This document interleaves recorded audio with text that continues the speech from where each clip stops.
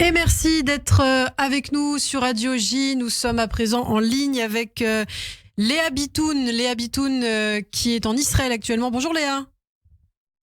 Hello, comment ça va? Ça va très bien, merci d'être avec nous Léa. Alors Léa, je crois que vous habitez à Dubaï et vous vous êtes rendue spécialement justement en Israël, dans le sud d'Israël, à Eilat, pour venir en aide aux Israéliens. Alors dites-nous quel a été le projet.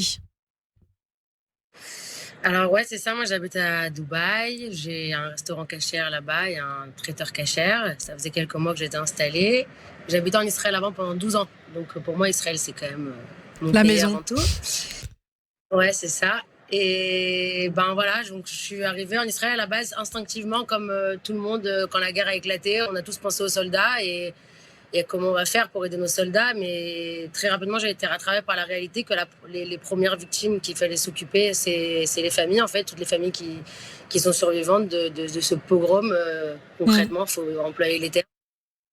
Et la plupart des kibbutzim qui sont très proches de l'enveloppe autour de Gaza, au Tefaza, ils sont réfugiés maintenant à Eilat ou à la mer Morte. Ça dépend, ils sont un peu partout en Israël, mais surtout à Eilat. Donc je me suis rendue à Eilat avec un ami à moi qui est propriétaire d'un hôtel là-bas qui accueille beaucoup de familles et on essaye de mettre en place plusieurs choses pour pouvoir les aider. Alors justement, vous avez mis en place un système notamment de coupons. Alors est-ce que vous pouvez nous expliquer ce que c'est exactement ? Ouais, alors en fait, on s'est surtout rendu compte qu'il y a beaucoup de gens dans le monde entier qui commençaient à faire des collectes, à envoyer des cartons. Et donc ça, c'était très bien sur la première semaine de la guerre parce qu'il fallait tout de suite répondre à la demande de toutes ces personnes-là qui n'ont plus ni maison, ni habits, ni chaussures, ni quoi que ce soit. Donc c'était très bien d'avoir dans l'immédiat quelque chose. Mais en fait, on s'est rapidement rendu compte qu'il fallait leur donner concrètement de l'argent physique. Donc c'est compliqué de donner des enveloppes à chacun. Donc autant donner un coupon pour qu'ils puissent acheter chacun ce qu'ils veulent, ce dont ils ont besoin. Donc on a mis en place avec Supersal. Supersal, c'est une chaîne de supermarchés en Israël qui détient aussi 100 grosses autres marques en Israël, Fox, je sais pas moi, plein de choses. Il n'y a pas que l'alimentaire, c'est aussi les vêtements. Et on a fait un deal avec eux pour pouvoir avoir des coupons. Alors c'est 300 shekels chaque coupon. On a des coupons digitaux et des coupons physiques comme ça. Et les gens pourront aller acheter et dépenser ce qu'ils veulent dans tous les magasins d'Israël et on pourra les envoyer de manière, grâce au digital sur les smartphones directement quand on connaît une famille qui est dans le besoin.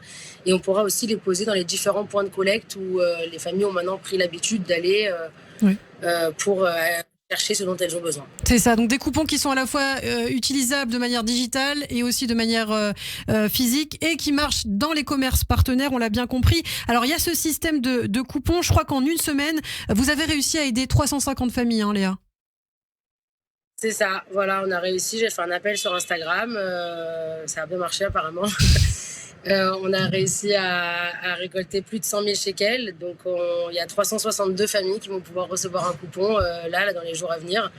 On travaille avec les mairies d'Ashkelon, de Sderot, de Netivot, de Ofakim et bien sûr de Eilat. Et on va essayer d'étendre. 300 shekels, c'est pas non plus la folie, mais c'est déjà pas mal pour si on peut aider chacun et commencer comme ça, c'est un début. Alors, si on est en France et qu'on a envie justement d'aider ces familles israéliennes, comment faire ? On doit vous contacter, Léa, comment procéder ? Alors, j'ai ma page Instagram où j'essaie de publier au maximum ce qu'on fait parce qu'en plus des familles, j'essaie d'aider aussi les soldats et on essaie aussi de reloger les différentes familles à qui on a prêté des appartements qui sont souvent vides, on leur achète des meubles. Donc, moi, je réponds à toutes les questions sur mon Instagram. Léa Bitoun, avec un seul T.